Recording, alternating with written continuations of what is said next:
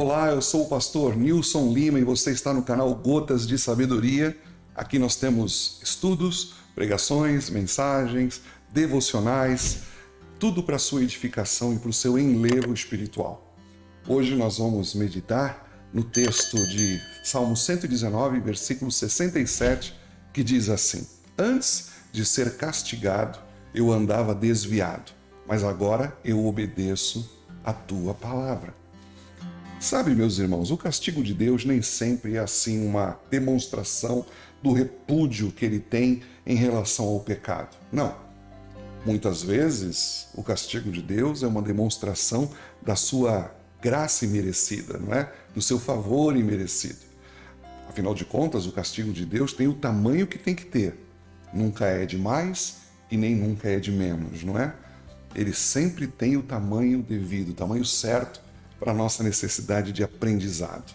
Por isso, o castigo de Deus, então, ele é terapêutico.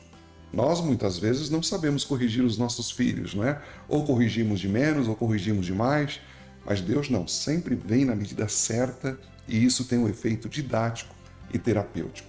Ele acaba trazendo o desviado de volta aos apriscos das ovelhas, não é? Ele acaba abrindo caminho para que a pessoa possa descobrir o seu pecado e também descubra o perdão. E colocando aí entre um e outro, não é? Entre o pecado e o perdão, existe aquilo que no meio vai a dor mais saudável que existe nesse planeta, que é a dor do arrependimento, que faz com que a gente possa usufruir do perdão. Bom, o salmista ele está por dentro desse assunto, não é? Porque afinal de contas, ele mesmo está dentro do processo de cura. Ele fala por experiência própria. Ele diz assim: antes de eu ser castigado, eu andava desviado. Como é que eu andava? Eu andava desviado. Aí quando eu fui castigado, agora eu obedeço a tua palavra. É o texto de hoje. Então, o castigo de Deus é tão saudável que o salmista, no versículo 71, ele até confessa com alegria, não é? Ele diz assim: foi bom para mim ter sido castigado, para que eu aprendesse os teus decretos. Ele diz: foi bom. Não foi ruim, foi bom, foi excelente, não é?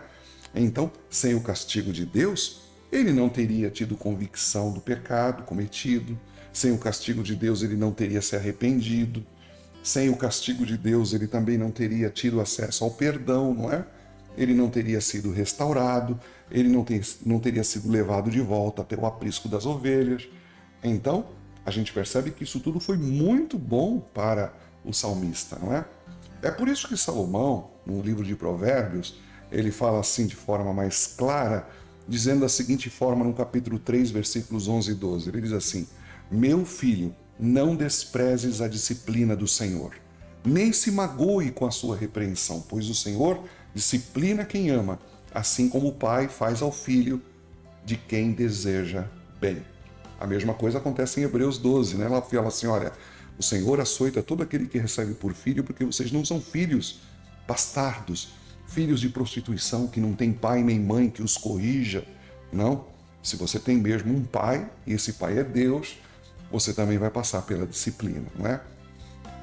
Efraim foi uma tribo de Israel que no livro de Jeremias deu um testemunho assim muito semelhante ao do salmista. Ele falou assim: tu me disciplinaste como a um bezerro indomado, e fui disciplinado.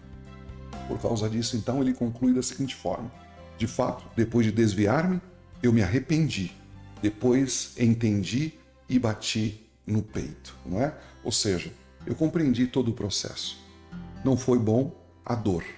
A dor nunca é gostosa, mas os efeitos dela, eles podem ser abençoadores, porque Deus sempre castiga na medida certa. Fica com essa palavra.